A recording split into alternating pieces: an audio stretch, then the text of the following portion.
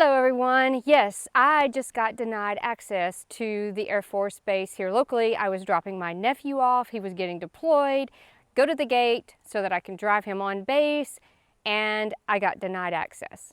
Is that clickbait? Did I get you to pay attention? I'm hoping I did. And here's the reason why. Just hang with me because I want to explain why I think this is important. It was my fault because I don't have a real ID. So I got denied access. Didn't have my passport. Could not get access. Now, fortunately for us, someone came and got my nephew, took him on, and he was able to get deployed, which, by the way, say a prayer for him. He's in Saudi Arabia right now. But just hang with me because I want to explain why I think this is important. A real ID stopped me from going on a base. A real ID right now will stop you from flying domestically. We all know this. Why is this important? It's because it took 20 years to get a real ID. I was just talking to my dad. He actually used to be, well, he started Department of Motor Vehicles at a very young age. I wasn't even born yet. And he worked his way up, and by the time he retired, he was actually pretty much head of the Department of Motor Vehicles in the state of Louisiana. I won't tell you his name, because if you know him, you might, because he gave some driving tests. And every now and then he'll run into someone and they'll be like, "You gave me my driving test," and I hope he was nice. But anyway, I was talking to him, and I remember him coming home 20-something plus years ago, actually longer than that. But I remember talking to him, and he was so concerned even 20 years ago where that there was going to be chips in the driver's license. And at that point they were fighting back because it was going to track you everywhere and it was going to provide all the information in a chip in your driver's license. Well, it seems like over the years they abandoned that because there was so much pushback. Now we have the real ID. And I guess we talk about these things just like the CBDC, and we say it's coming, and then you get tired of hearing about it. And then one day you wake up and I can't access the base because I don't have a real ID.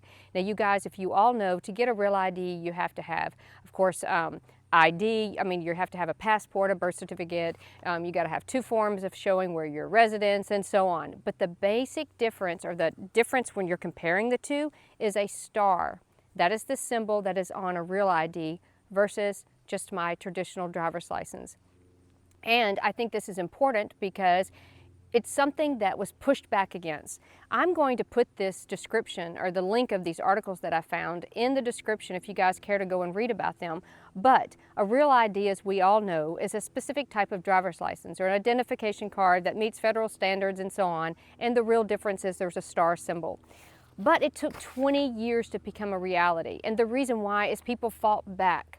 At one point, and you guys can see the timeline. I'm going to put this on here. Here's some notes. I'm not going to bore you and read it all. But it started, of course, after 9/11. What happened 9/11, we all know. We became very worried about our security, and things started happening, the Patriot Act, all those different things. Many states pushed back. We were concerned about the privacy, what was going to happen if it got passed. And over time, more fears happened. And I get it. We're concerned about the security of our country, and they push it through the legislation. They push it through different things. They come to your states and they vote on it. You go to your ballot box. Do you know what you're voting for? Are you active in your local voting? Just like I did a video the other day about the National Convention. When you go to vote on something, do you understand what you're actually voting on? Did many people understand what the real ID was? Well, you probably didn't get to vote on it very much because it was passed through the House, the Senate. President Bush signed the Real ID Act in 2005, and then, of course, it started being pushed back by the states, and they had to ask for extensions. It was pushed back. People were concerned about the privacy, about the implications, and it all sounds great because we want something that can prevent us from future attacks. Look what's happening right now. They're trying to say with all the immigration, it would be great to have a national database. But if you look at a national database, then it also includes your biometrics. And I want to talk about some other countries that are doing this right now. Your biometrics, all your personal information, some of it can track you and so on. And this just isn't China. I'm not even going to talk about China. But anyway, so finally it became law, as we all know. So in May, of course, it was enforced. But it was just a wake-up call for me because, as you guys know, I used to work for the FBI. I had pretty high security clearances. to a security clearance, to where that when I left, I had to go through several briefings. So, and the fact that I have no criminal record, they stopped me because I didn't have the star on my ID as a real ID. They used to call it national, and I believe, and then they changed the name because they didn't like it. Real ID. And if you look at the different countries, and once again, I think this is going to transfer into a digital wallet.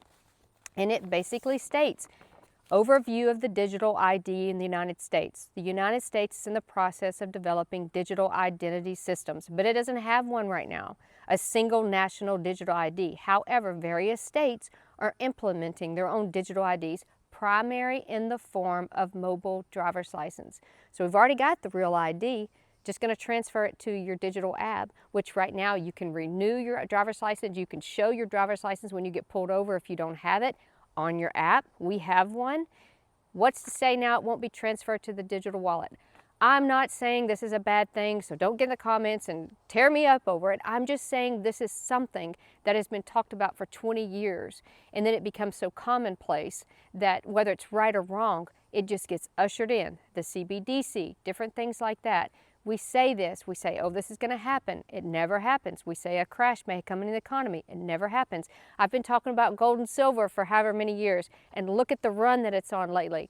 So just because we say today something might not happen, or it may happen, look at this, it took 20 years before it was actually implemented. That's the point I guess I'm making. I want to hit on real briefly the different countries, because these different countries now, it's not always working that great. The UK is actually rolled out, and they said that by 2029, if you don't have their digital card or their digital app, it's called the Brit, you're not going to be able to work. And I'm not even going to mention China. These are just other ones. Singapore, India. Singapore is huge. India is one of the biggest ones, and they're having issues right now because everything is linked to their digital ID. And some people are not able to get access to it, so they can't get the health care that they need in different government programs, and they said that they're facing some issues with that. So they're telling the UK, hey, before you guys sign on to this, you might want to look at Singapore, India. Estonia is another one. We just did a deal arms with them. Sweden's another one. Germany, Japan. I also put a link of this. You guys can go and read what it states about each country, the pros and the cons, about the tracking mechanisms and all that kind of stuff. We talked about this, you guys. Once again, though, my point is it took 20 years to get a real ID. My dad can tell you about it. He was there. He listened to all the different meetings as they were coming across, you know, his desk. He went to them, listened to them, what they had to say, and now we have it. You can't fly from state to state unless you have it. You cannot enter a federal building unless you have a real ID. Is it good? Is it bad? I'm not saying it's bad, but you cannot enter, and you cannot. Now, who's to say that if I'm driving, is it going to come to the point I can't go across state lines? I hope not, but it took 20 years, just remember, to get a real ID. How much longer will it take to get a digital ID, to get a CBDC?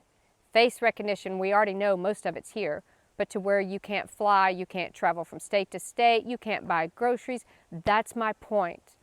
It always sounds like it's going to be way in the future, and this one took 20 years. How long will it be before the next one we look back and go, oh wow, it's here.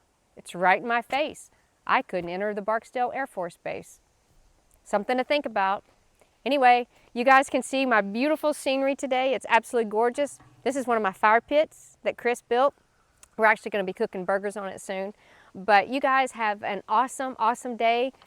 Stay strong, keep learning, and I think that's going to be where we go next in our country. You've got to stand up. You've got to have a voice.